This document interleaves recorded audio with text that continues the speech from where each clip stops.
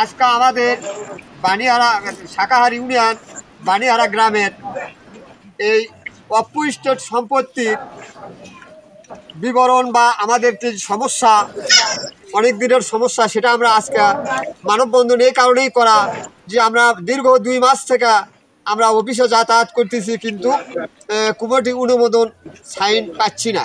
আমরা জানি না যে তারা কোন উদ্দেশ্যে কিভাবে আমাদের এটা মানে হয়রানি করছে সাধারণ জনগণক, আমরা এটা বুঝতে পারতেছি না। যার কারণে আজকে আমাদের মানববন্ধন করার উদ্দেশ্য যে জনগণ, দেশবাসী, বিশ্ববাসী জানা থাক যে আসলে আমাদের এটা সত্য না মিথ্যা।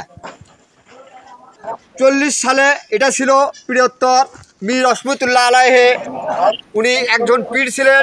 তিনি নিঃসন্তান, কোনো সন্তান ছিলেন না।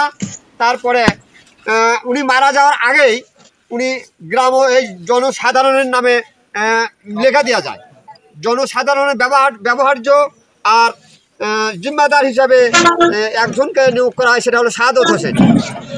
শাহাদত হোসেন ইনি যখন ইন্তেকাল করেন, পীর রহমতুল্লাহ আলাইহি যিনি ইন্তেকাল করেন, শাহাদত বেঁচে থাকাকালীন অবস্থায় ইনিও ইন্তেকাল করেন। করলে 62তে আসা শাহাদত হোসেনের ছেলে 3টা, এই 3 ছেলের নামে রেকর্ডভুক্ত করে। আমরা গ্রাম্য মানুষ, জনসাধারণ আমাদের জানার অজানার বাইরে ছিল, আমরা কিন্তু এর সম্পর্কে জানি না। আমরা জানি যে এটা বৃহত্তর সম্পত্তি, যাকে এটা আমাদের সবারই ব্যবহার্য।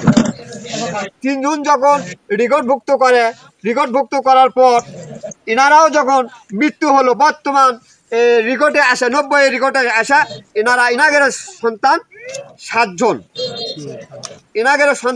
জন। এনারা এই যে কাগজ এমনভাবে রেকর্ড করছে যে অংশপাড়া, বাপ মারা গেলে যেভাবে অংশপাড়া রেকর্ড করে, এভাবে অংশপাড়া রেকর্ড করছে। রেকর্ড করার পর আমরা গ্রাম্য মানুষ জানতে পারি, জনসাধারণ জানতে পারি। জানার পর আমরা এর ব্যবস্থা নিই। আমরা তখন গোবিন্দগঞ্জ আদালতে যাই। গোবিন্দগঞ্জ আদালতে গিয়ে আমরা একটা মামলা দায়ের করি। মামলা দায়ের করলে এনারা করলো কি যে কাগজপাতি ওনারা আদালতে স্পষ্ট না করে বেশ 2 বছর পর্যন্ত কাটানোর পর এনারা গেল অপুষ্টেটে, যা এই 7 একর 58 শতক জমি, মসজিদ সহ 7 একর 58 শতক জমি এনারা অক্ষ তালিকাভুক্ত করেন।